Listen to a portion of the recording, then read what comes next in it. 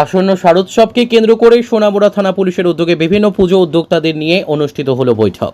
সেক্ষেত্রে প্রশাসনিক তরফ থেকে কি বিধিনিষেধ রয়েছে, সাউন্ড বক্স বাজানোর ক্ষেত্রেই বা কী ধরনের বাধ্যকতা রয়েছে, সে বিষয়গুলি নিয়ে পর্যন্ত তাদের সঙ্গে আলোচনা করেন সোনামুড়া থানার ওসি জয়ন্ত দে।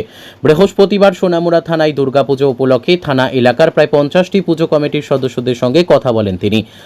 আলোচনায় উঠে আসে শান্তি এবং সুশৃঙ্খলভাবে যেন সোনামুড়াবাসী পূজার আনন্দ উপভোগ করতে পারে তার সকল প্রকার চেষ্টা করা হবে পুলিশ প্রশাসনের তরফ থেকে। সেক্ষেত্রে পুজো উদ্যোক্তারা যেন প্রশাসনের বিধিনিষেধগুলি মান্যতা দিয়ে প্রশাসনকে সহযোগিতা করেন সে বিষয়ে আহ্বান জানানো হয় বিভিন্ন ক্লাব এবং সার্বজনীন উদ্যোক্তাদের নিকট। এছাড়াও পুজোয় প্রশাসনের তরফ থেকে বাড়তি টহলের ব্যবস্থা করা হবে বলে জানান ওসি জয়ন্ত দে। আসন্ন দুর্গাপুজো উপলক্ষে আইন শৃঙ্খলা যাতে বজায় থাকে সেই জন্য আমাদের সোনামুড়া থানার অন্তর্গত যে ক্লাবগুলো আছে, সামাজিক সংস্থা, বাজার কমিটি, যেখানে যেখানে পুজো হবে ওনাদেরকে ইনভাইট করা হয়েছিল।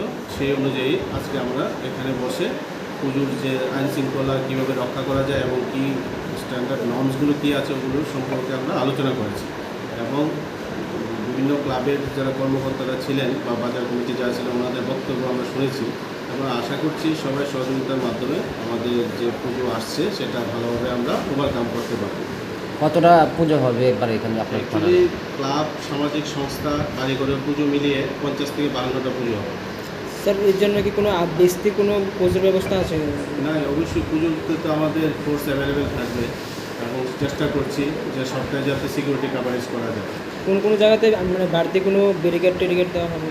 যেখানে অ্যাকচুয়ালি রোডের পাশে যে পুজোগুলো হচ্ছে ওখানে ক্লাবের সঙ্গে আমাদের আলোচনা হয়েছে, সেখানে হয় স্পিড ব্রেকার বা যে স্যান্ডফিল ড্রাম আছে ওগুলো দিয়ে আমরা সেই ট্রাফিক কন্ট্রোল করার চেষ্টা করছি। আর পুজোর সময় আমাদের একটা ট্রাফিক কন্ট্রোল সিস্টেমেরও ব্যবস্থা থাকবে। Bureau report, news daily Bharat.